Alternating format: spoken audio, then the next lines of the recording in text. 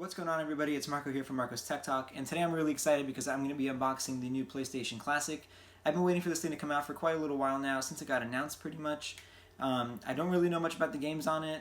To be honest, my first console that wasn't a PC was actually a PS2, so I know a lot of people are complaining about the games that are on this thing and all that stuff there, but for me I was kind of just like, this is a cool way to play PS1 games via HDMI, so I can actually see them without my eyes bleeding kind of thing, with composite cables. I do actually have a PS1 that I did purchase, I don't know, like 15 years ago or something like that. And I ended up breaking it because I took it apart when I was younger. And yeah, I never really did get to play on it, unfortunately. But anyway, guys, the channel has just hit over 700 subscribers. We're getting close to 800. Let's keep hitting that subscribe button and all that good stuff there. So guys, without further ado, here's the video.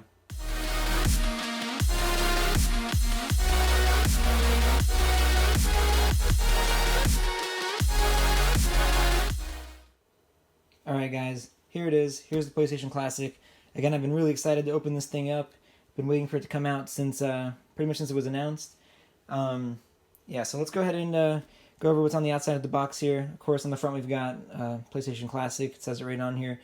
And one thing that is horrible, and you guys will see it, is that this thing does not come with a USB AC adapter. I don't know what kind of cheap out thing that is. That is unbelievable to me, that it does not come with an AC power adapter. I mean, both the NES and the SNES Classics did come with AC power adapters, and those were cheaper systems still. So I'm a little bit at a loss here as to why this more expensive $100 console does not have a power adapter. I have no idea why that's even okay. But aside from that, let's go ahead and see what else we've got on the box. So on the side here, it just talks about the games some more and all that stuff. And on the back here, of course, it shows us some of the games we have on here.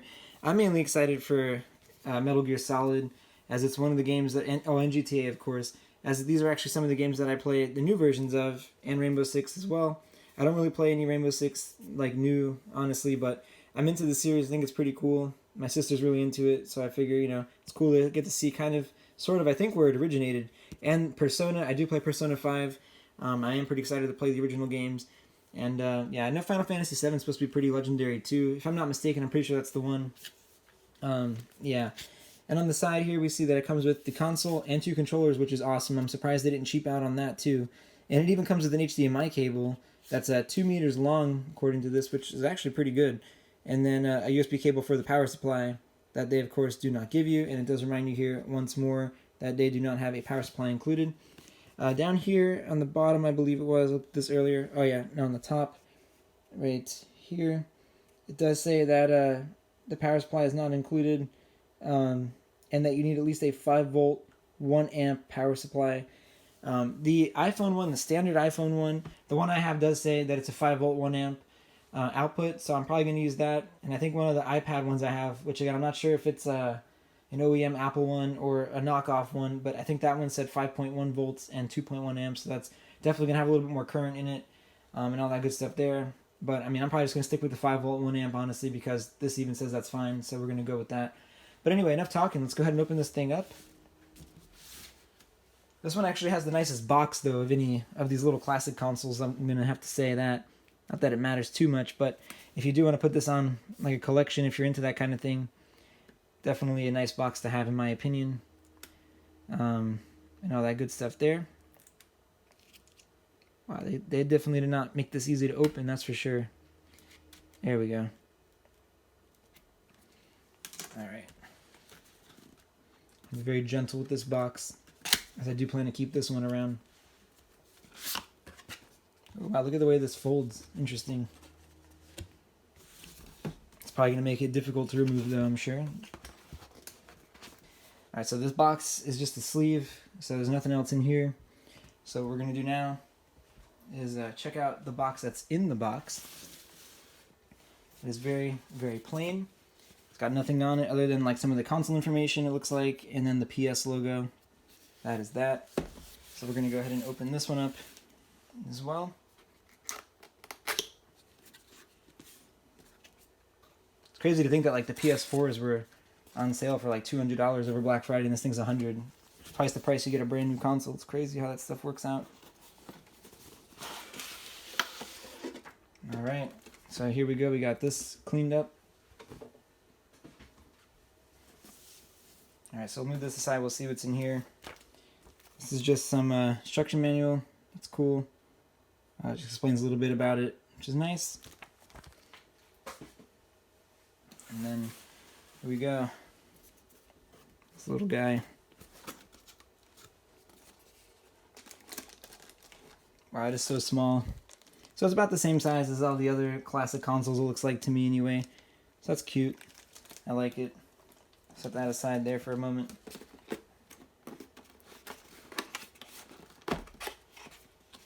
They definitely were very, very interesting the way they assembled these boxes. Alright, so here's an HDMI cable. Again, 2 meters long. That's a pretty good length, it looks like to me.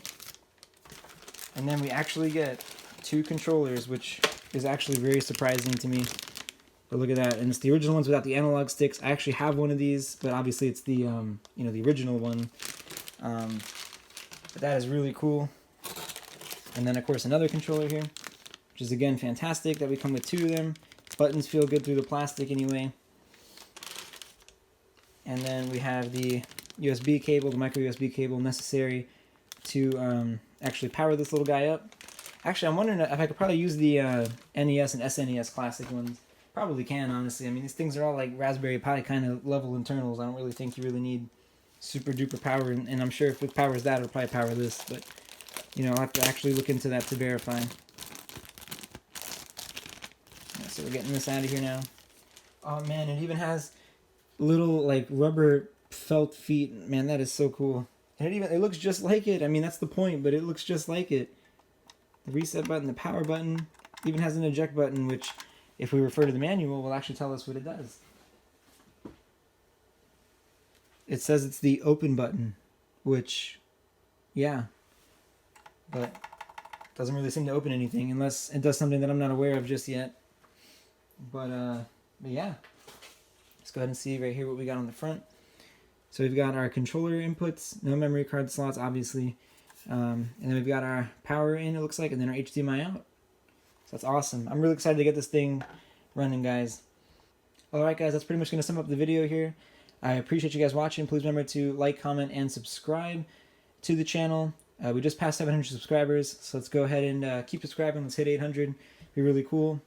And yeah, guys, thanks for watching.